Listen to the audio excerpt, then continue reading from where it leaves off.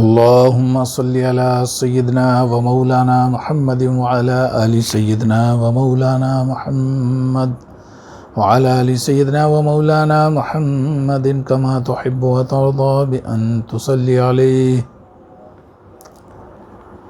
نحمده ونصلي على رسوله الكريم. فأعوذ بالله من الشيطان الرجيم. بسم الله الرحمن الرحيم. يسبح لله ما في السماوات وما في الأرض الملك القدوس العزيز الحكيم. السلام علیکم ورحمۃ اللہ وبرکاتہ. میں عبدالصمد چشتی نظامی آپ کے سامنے پھر موجود ہوں، کلام پاک کی کچھ آیات اور ان کا ترجمہ بیان کرنے کے لیے. اور آج کچھ خاص باتیں ہیں بہت ہی، جو قرآن پاک میں اللہ پاک نے ارشاد فرمائی، اور وہ بہت ہی جو ہے اللہ محبت کرنے والا ہے اپنے بندوں سے، اپنے ساری مخلوق سے محبت کرتا ہے، اور وہ ہمیں بخشنے کے بہانے ڈھونڈتا ہے نصیحت کرنے کے لیے. تو ایسی ایک آیت اللہ پاک نے قرآن پاک میں ارشاد فرمائی، وہ میں پڑھتا ہوں. بسم اللہ الرحمن الرحیم. وَلَقَدْ يَسَّرْنَا الْقُرْآنَ لِلذِّكْرِ فَهَلْ مِن مُدَّكِّرٍ. اللہ ارشاد فرماتا ہے، اور بے شک آسان کر دیا ہم نے قرآن کو نصیحت کے لیے، تو کیا ہے کوئی نصیحت لینے والا؟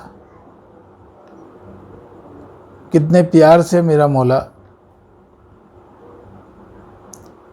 اپنی مخلوق پہ مہربان ہو رہا ہے، فرمایا کوئی ہے نصیحت لینے والا؟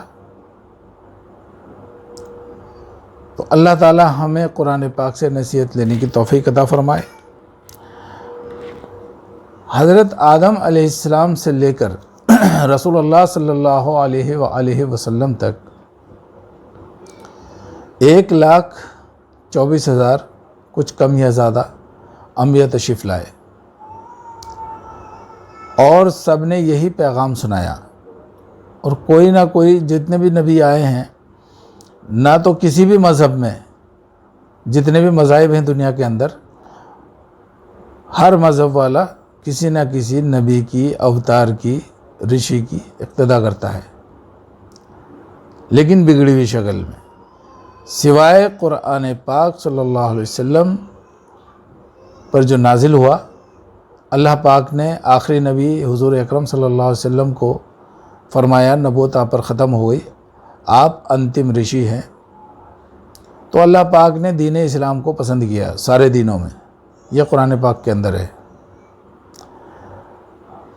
تو جتنے بھی نبی اوتار آئے، سب پر صحیفے نازل ہوئے اور اللہ تعالیٰ کے پیغام نازل ہوئے،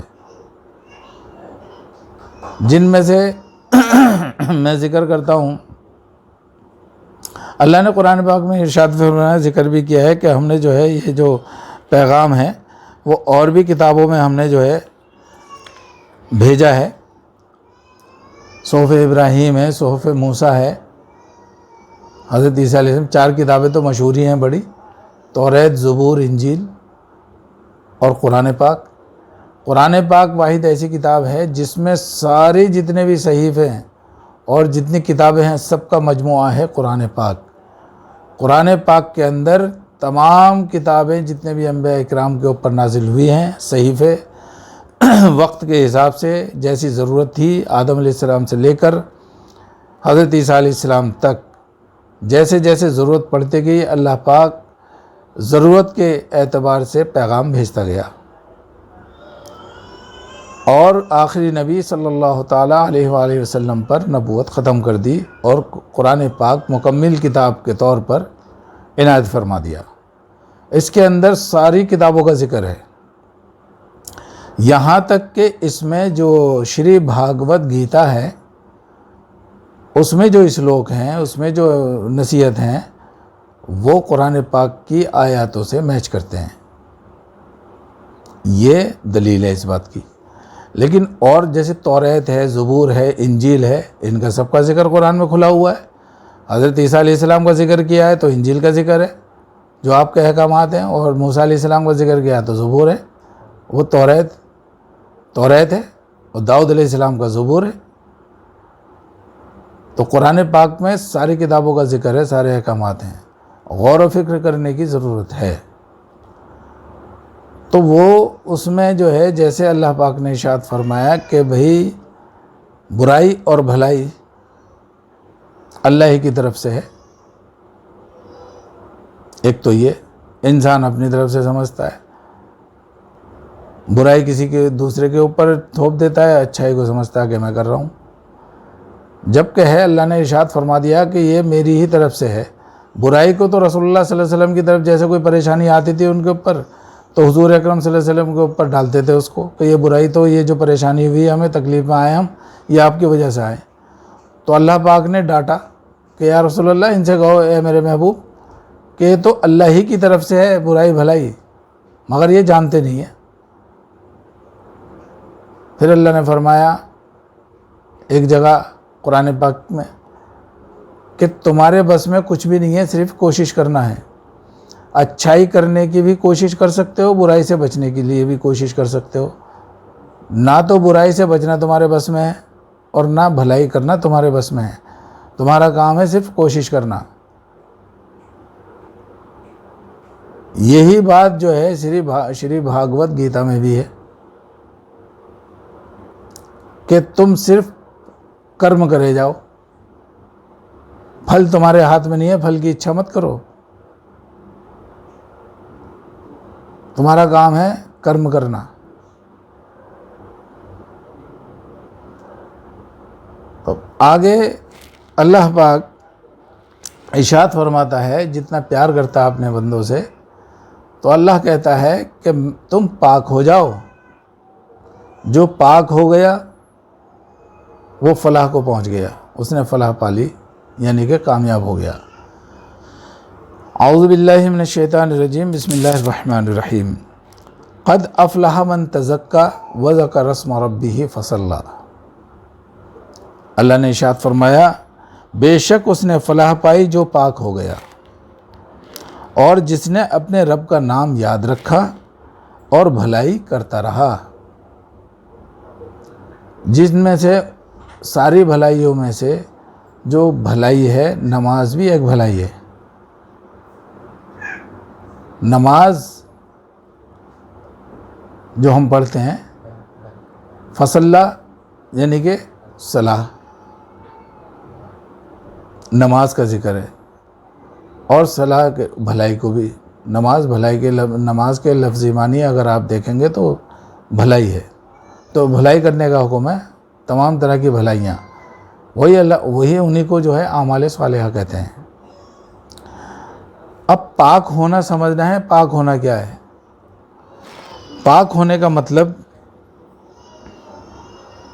ایک تو جسمانی پاکی ہے، کپڑوں کی بھی پاکی ہے، لیکن اللہ پاک کون سی پاکی کا ذکر کر رہا ہے؟ پاک ہونا کسے کہتے ہیں؟ مثال کے طور پہ اگر کوئی شخص ہے، اس کا جسم ناپاک ہے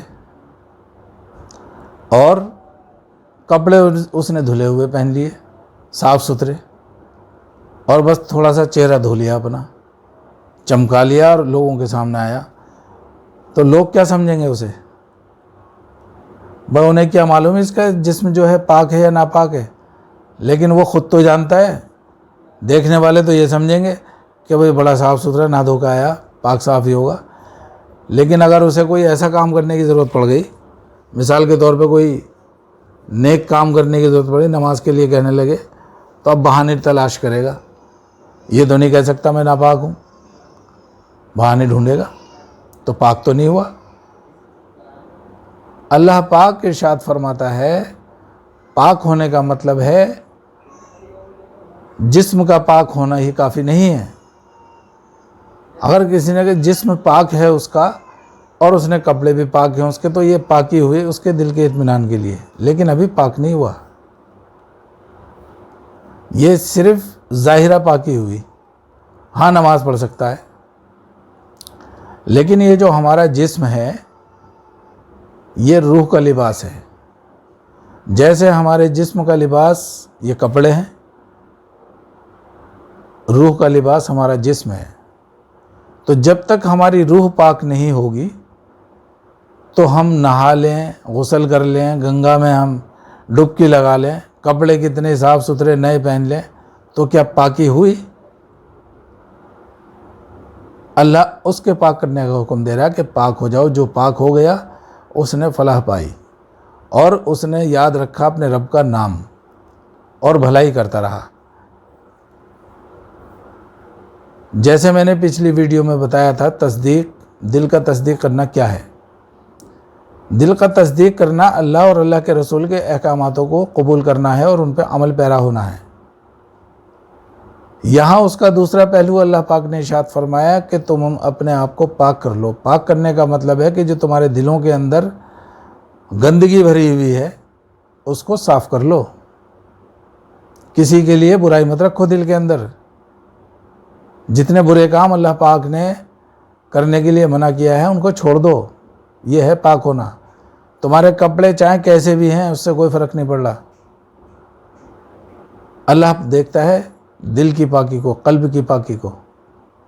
اگر قلب پاک ہے ہمارا تو روح پاک ہے، تو بھلائی ہوگی، ہم سے برائی ہوگی نہیں۔ تو اللہ تعالیٰ ایسی پاکی ہر انسان کو نصیب فرمائے۔ نماز پڑھ رہے ہیں لیکن دل ہمارا صاف نہیں ہے، تو ذرا غور کرنے کا مقام ہے، کیا ہمارا وہ نماز پڑھنے کا کوئی فائدہ ہے؟ صرف دھوکہ ہی تو دے رہے ہیں ہم، اپنے آپ کو بھی دھوکہ دے رہے ہیں، لوگوں کو بھی دھوکہ دے رہے ہیں۔ ہم یہ سمجھ رہے ہیں کہ ہم اللہ کو دھوکہ دے رہے ہیں، اللہ کو تو کوئی فرق نہیں پڑ رہا۔ اللہ کو تو ہماری ضرورت ہے نہیں نمازوں کی، نہ ہمارے کسی نیک عمل کی اللہ کو ضرورت ہے، اللہ تو بے نیاز ہے۔ ہمیں ضرورت ہے اپنی بھلائی کے لیے، کامیاب ہونے کے لیے۔ اللہ چاہتا ہے کہ تم کامیاب ہو جاؤ، اور وہ بہانے ڈھونڈتا ہے بخشنے کے، میرا مولا۔ اللہ کہتا ہے کہ اگر تمہارے گناہ سمندر کے جھاگ کے برابر بھی اگر ہو گئے ہیں، یعنی کہ وہ جو گناہ ہے وہ ناپاکی تو ہے، اللہ فرما رہا کہ اگر سمندر کے جھاگ کے برابر بھی اگر تمہارے گناہ ہو گئے ہیں تو میرے پاس آنے سے شرماؤ مت، معافی مانگ لو، میں معاف کر دوں گا۔ اللہ بڑا غفور الرحیم ہے، اور ایسا ہے عیبوں کو چھپانے والا، ستار العیوب ہے اللہ۔ ہم اپنی زندگی میں صبح سے شام تک، دن کے اجالے میں اور رات کے اندھیرے میں کیسے کیسے ہم سے گناہ ہو جاتے ہیں۔ اگر اللہ پردہ فاش کر دے تو کیا ہوگا ہمارا؟ اللہ ایسا عیب چھپانے والا ہے۔ اسی لیے اللہ کے رسول نے مولا علی شیر خدا سلام اللہ علیہ کا جو جواب تھا، جب چاروں صحابیوں نے بیٹھے ہوئے تھے اور بھی صحابی تھے، اللہ کے رسول نے معلوم کیا۔ ایک بار ایسا ہوا، رسول اکرم صلی اللہ علیہ وسلم کے پاس چاروں صحابی بڑے موجود تھے جو خلیفہ راشدین ہیں، اور بھی صحابی موجود تھے، تو رسول اکرم صلی اللہ علیہ وآلہ وسلم نے سوال کیا کہ ابو بکر، اگر اللہ تمہیں نعمت عظمیٰ سے نوازے تو تم اس کے شکریہ میں کیا کرو گے؟ تو حضرت ابو بکر صدیق رضی اللہ تعالیٰ عنہ نے جواب دیا کہ یا رسول اللہ، میں سچ بولا کروں گا۔ آپ نے پھر حضرت عمر فاروق رضی اللہ تعالیٰ عنہ سے پوچھا کہ عمر تم کیا کرو گے؟ تو حضرت عمر فاروق رضی اللہ تعالیٰ عنہ نے جواب دیا کہ یا رسول اللہ، میں انصاف کیا کروں گا۔ پھر آپ نے حضرت عثمان غنی رضی اللہ تعالیٰ عنہ سے معلوم کیا کہ عثمان تم کیا کرو گے؟ تو عثمان غنی رضی اللہ تعالیٰ عنہ نے فرمایا کہ اے اللہ کے رسول، میں اللہ کی راہ میں خرچ کیا کروں گا۔ اور بھی صحابی موجود تھے، اللہ کے رسول نے سب سے پوچھا، کسی نے کہا نماز پڑھا کروں گا، روزہ رکھا کروں گا، حج کیا کروں گا، صدقہ دیا کروں گا، خیرات کرا کروں گا، لوگوں کی مدد کرا کروں گا۔ کسی نے کوئی جواب دیا، کسی نے کوئی جواب دیا۔ مولا علی شیر خدا سلام اللہ علیہ سے پوچھا رسول اللہ نے کہ علی، اگر اللہ تمہیں نعمت عظمیٰ سے نوازے تو تم کیا کرو گے اس کے شکریہ میں؟ مولا علی شیر خدا سلام اللہ علیہ نے جواب دیا کہ اللہ کے رسول، میں لوگوں کے عیب چھپایا کروں گا؟ تو رسول اکرم صلی اللہ علیہ وسلم نے ارشاد فرمایا کہ اے علی، تمہارا خیال سب سے افضل ہے، سب سے اونچا ہے۔ عیبوں کا چھپانا اللہ کی سنت ہے۔ آج ہمارے سامنے بجائے چھپانے کے ہم لوگوں کے عیب تلاش کرتے ہیں، اور غلطی سے اگر کوئی پتہ بھی چل جائے جھوٹی بھی بات تو اس کو پھیلانے میں دیر نہیں کرتے۔ زندگی میں اگر کسی سے کوئی گناہ ہوا، ایسا کوئی انسان نہیں ہے سوائے پنجتن پاک کے جس نے کوئی گناہ نہ کیا ہو، کھلے میں یا چھپے میں۔ اللہ پاک نے قرآن پاک میں ارشاد فرمایا کہ خود سے بہتر کوئی کسی کو نہیں جانتا،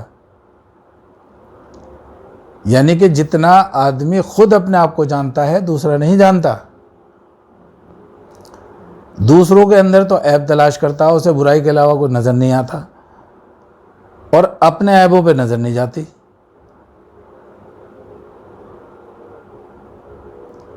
اپنے آپ میں جو ہے وہ بڑا پارسا بنتا ہے۔ اسی لیے اللہ پاک نے ارشاد فرمایا کہ لوگوں کے عیب چھپایا کرو۔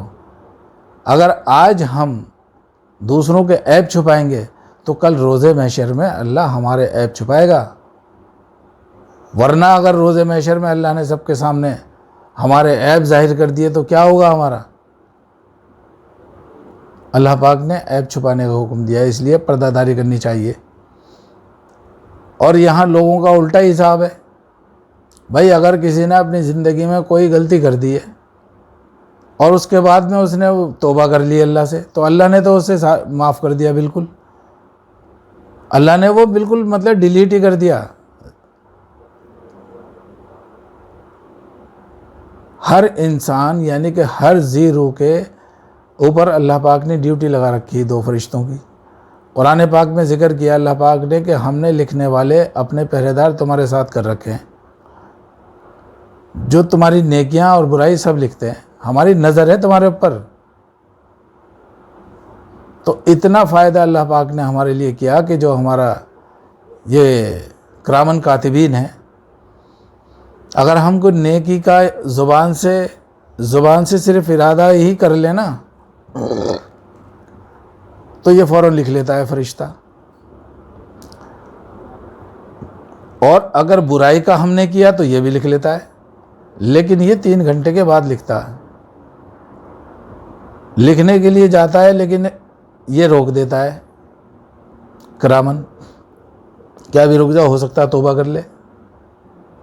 تو اللہ نے مہلت دی 3 گھنٹے کی، 3 گھنٹے کے بعد تک اگر وہ نہیں توبہ کرتا تو وہ لکھ لی جاتی ہے اس کی غلطی، چاہے، اور ارادہ نہیں لکھا جاتا غلطی کا، جب اس پہ عمل کر لیتا تب لکھی جاتی ہے۔ نیکی کا اگر اس نے ارادہ بھی کر لیا، کسی سے وعدہ بھی کر لیا تو فوراً لکھی جاتی ہے ارادے میں ہی۔ ایسا مہربان ہے اللہ۔ اب چلو غلطی بھی ہو گئی اور وہ لکھی بھی گئی،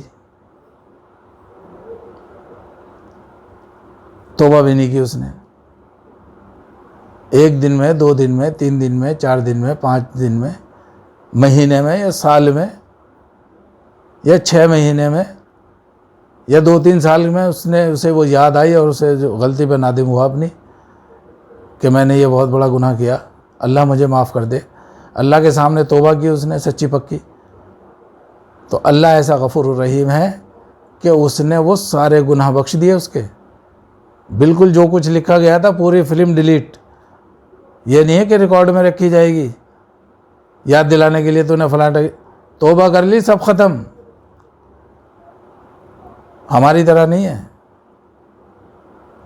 اور انسانوں کا یہ حال ہے، اگر اس نے اپنے بچپنے میں یا جوانی میں بھی کوئی غلطی بھی کی ہے نا اور اس نے توبہ کر لی، اس کے بعد میں باز آ گیا اس عمل سے، تو پھر بھی جس کی عادت ہے، بغض ہے، وہ اس غلطی کو یاد دلاتا رہے گا اس کی۔ اس کا یہ انجام یہ ہوتا ہے ایک شخص ہے، اگر کوئی اس کے اندر برائی ہے تم نے 4 آدمیوں کے سامنے، لیکن ایسا کوئی شخص نہیں ہے جس کے اندر برائی اور بھلائی دونوں نہ ہوں۔ برائی بھلائی دونوں ہیں، کیونکہ اللہ نے قرآن میں فرمایا کہ ہم نے رکھ دی نفس میں برائی اور بھلائی، وَنَفْسٍ وَمَا سَوَّاهَا، اللہ کی طرف سے ہے برائی بھی بھلائی بھی، تو دونوں چیز ہیں تو دونوں چیز ہوں گی، تو کسی میں بھلائی زیادہ کسی میں برائی، کسی میں برائی زیادہ کسی میں بھلائی، لیکن ہے ضرور دونوں۔ تو بھلائی کے اوپر نظر رکھنی چاہیے۔ اب ایک شخص ہے، کوئی میرا دوست ہے، اس کے اندر 90 برائی ہیں اور 10 اچھائی ہیں، اور میرے ساتھ میں جو لوگ بیٹھے ہوئے ہیں یا میں کہیں گیا ہوا ہوں، میرے اندر تو 100 کے 100% برائی ہے، میرے اندر تو کوئی اچھائی ہے ہی نہیں، کوشش کرتا ہوں اچھائی کرنے کی، میں اپنی ذاتی بات بتا رہا ہوں۔ پتہ نہیں میں نے کتنے گناہ کیے ہیں، اللہ بہتر جانتا ہے، اور اللہ ہی بخشنے والا ہے، اس سے بخشش کی امید رکھتا ہوں، اور اللہ سے توبہ کرتا ہوں میں اپنے گناہوں سے، اور اس سے بخشش کا طلبگار ہوں۔ بس ہر دم یہی میری تمنا رہتی ہے، باقی میں اپنے آپ سے سب کو اچھا ہی سمجھتا ہوں۔ تو اگر کوئی شخص اس کے اندر 90 برائی اور 10 اچھائی ہیں، اور وہ 4 آدمیوں میں اپنے دوستوں میں بیٹھا ہوا ہے یا نئے دوست ہیں، اور میرے سامنے وہ آیا، میں نے اس کا تعارف کرایا کہ بھئی یہ بڑے اچھے آدمی ہیں، کیونکہ اس نے میرے سامنے کوئی بھلائی کا کام کیا، جو اس کی اچھائی ہے میں نے اس کا ذکر کیا اس سے۔ اب وہ شخص جو لوگ نئے تھے، اس کا جو تعارف ہوا اچھائی سے ہوا ان کے سامنے۔ اگر وہ کہیں میرے علاوہ اس مجلس کے علاوہ کہیں ملتے ہیں وہ شخص، ان میں سے ایک بھی 10 لوگوں کے ساتھ میں کھڑا ہوا ہے اور یہ وہاں پہنچ گیا، اب جب پہلے ملاقات ہو چکی تو وہ اسلام ہوگی، تو وہ جو ایک شخص ہے جس نے اس کی اچھائی سے تعارف سنا تھا، وہ ان 10 سے اسی اچھائی سے تعارف کرائے گا۔ تو یہ شخص اگر اس کے اندر برائی تھی تو اس کو اس بات میں شرم آئے گی، اپنے آپ میں سوچے گا کہ یار مجھے یہ اچھائی سے جانتے ہیں، تو اب یہ برائی کرنے میں شرم آئے گا۔ وہ 10 پہلے 4 نے سنا، اب 10 نے سنا، اب یہ 10 بھی تو کہیں نہ کہیں کہیں گے کہیں اگر ملے گا، اور یہ اس کا بھی گھومنا پھرنا باہر ہے، لوگوں میں ملنا جلنا ہے، تو اگر ان 10 میں سے ایک بھی کہیں بیٹھا ہوگا اور وہاں یہ برائی کرتا ہوگا اور اس کو برائی سے جانتے ہوں گے وہاں لوگ، لیکن جو اچھائی سن چکا ہے وہ اس کا اچھائی سے ذکر کرے گا، تو ان کے سامنے وہ برائی کر نہیں سکتا۔ جن کے سامنے وہ برائی کری بھی ہے تو بھی برائی نہیں کر سکتا اپنی شرم کے لیے، کیونکہ وہاں اچھائی سے تعارف سننے والے وہاں موجود ہیں۔ تو برائی کو چھپانا اور اچھائی کو بیان کرنے کا یہ فائدہ ہوا کہ وہ برائی سے رک گیا۔ ایسے ہی اس کا الٹا ہے، کسی کے اندر 10 برائی ہیں اور 90 اچھائی ہیں، لیکن اس کے دشمن تو برائی کا ہی ذکر کرتے ہیں ہر شخص۔ تو اچھے لوگوں میں بھئی یہ بڑا برا آدمی ہے، ان کا یہ عمل بڑا خراب ہے، اب اس کا تعارف ان 4 آدمیوں میں یا 10 آدمیوں میں اس برائی سے ہوا، وہ اگر کہیں باہر ملے ان میں سے ایک بھی تو وہ اسی نظر سے دیکھیں گے، حالانکہ وہ کرتا نہیں تھا، مگر کبھی کری تھی، اس نے اسی سے اس کا تعارف کرایا۔ جب وہ کہیں اور گیا تو وہاں یعنی کہ اب اس کی برائی پھیلنے لگی، تو اب اس کے دماغ میں کیا بات آئے گی، کیونکہ اس کا نفس ہے اور شیطان اللہ نے پیچھے لگا رکھا ہر انسان کے، اور ان کا کام ہی یہ ہے دونوں کا برائی کی طرف لے جانا۔ ان کو اشارہ مل جاتا ہے تو وہ سوچتا ہے یار میں نے تو یہ کام چھوڑ دیا تھا، لیکن ابھی تک یہ میرا پیچھا نہیں چھوڑ رہا، لوگ پھر بھی نہیں مان رہے، اور میں کتنا ہی اچھا کر لوں اور مجھے تو برائی ملتی ہے، تو میں کر کے ہی کیوں نہ برا بنوں۔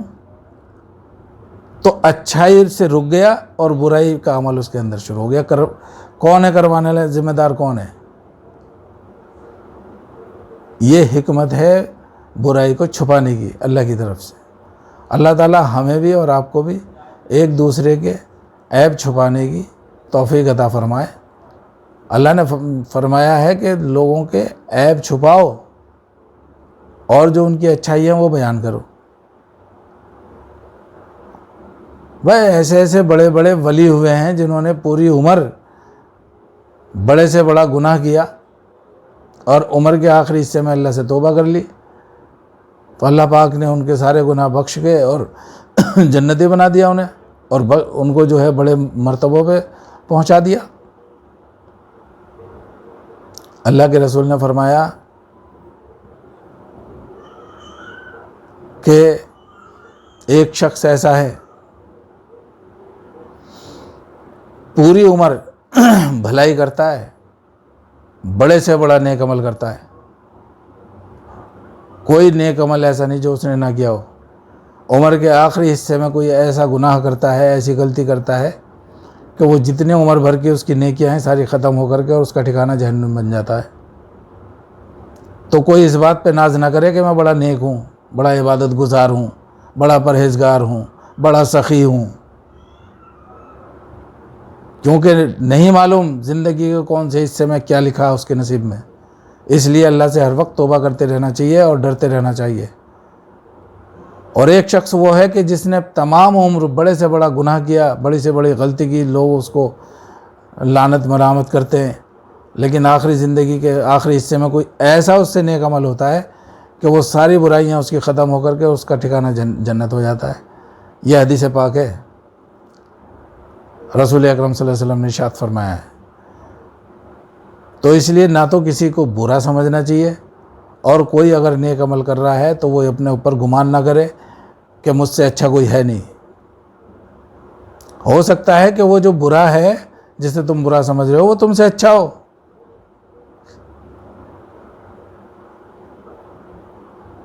اگر برائی ڈھونڈنی ہے تو اپنے اندر ڈھونڈو، خود سے برا کوئی نہیں ہے۔ یہی اللہ والوں کا جو ہے طرز عمل رہا ہے۔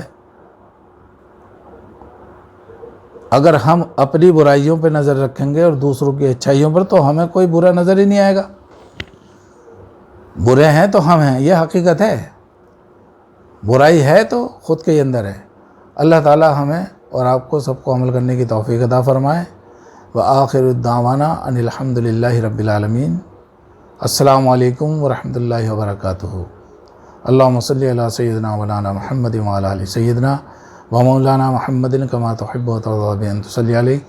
اگر میرے بولنے میں کوئی غلطی ہو گئی ہو یا بھائی کسی کی، میرا مقصد نہیں ہے کسی کی دل آزاری کرنا، بس ایک بیان کرنا، میں کوئی عالم نہیں ہوں، کوئی مولوی نہیں ہوں، کوئی مفتی نہیں ہوں، بس ایک اللہ کا بندہ ہوں، اور جو کچھ مجھے میرے پیر و مرشد سے ملا ہے اور جو میرا عمل ہے وہ میں دوسروں تک پہنچانے کی کوشش کرتا ہوں۔ یہی اللہ کے رسول نے ارشاد فرمایا ہے کہ پہنچا دو میری طرف سے، اگرچہ تمہیں ایک ہی آیت آتی ہو۔ تو یہ ہر ایک مومن اور ہر ایک مسلمان کا فرض ہے، ہر ایک انسان کا فرض ہے جس کے اندر انسانیت ہے، کہ وہ بھلائی کا جو پیغام ہے وہ دوسروں تک پہنچاتا رہے، برائی سے روکے، خود بھی روکے، دوسروں کو بھی روکے، اور بھلائی کا کام خود بھی کرے، دوسروں کو بھی تلقین دے۔ اگر کوئی برا بھلا کہہ رہا ہے اس کو تو اس پر صبر کرے۔ مکھی کا جو فطرت ہے وہ زخم پہ بیٹھنے کی ہے، پورا جسم تمہارا صاف ہوگا وہاں نہیں بیٹھے گی وہ۔ اگر ایک جگہ جسم کے اندر کہیں زخم ہے نا تو اسی پر بیٹھے گی۔ تو اس بات کی پرواہ نہ کریں، آپ کے اندر جتنی اچھائی ہیں آپ اپنی اچھائیوں پر، اگر کوئی برائی کر رہا ہے تمہاری اور تم تو اپنا اچھا کام کرتے رہو، لوگوں کے ساتھ بھلائی کرتے رہو، لیکن پھر بھی اگر کوئی تمہیں تانے دیتا ہے، نشتر چبھ ہوتا ہے، تو وہ اس کو سمجھ لینا کہ یہ وہی مکھی ہے جو زخم پہ بیٹھنے والی ہے۔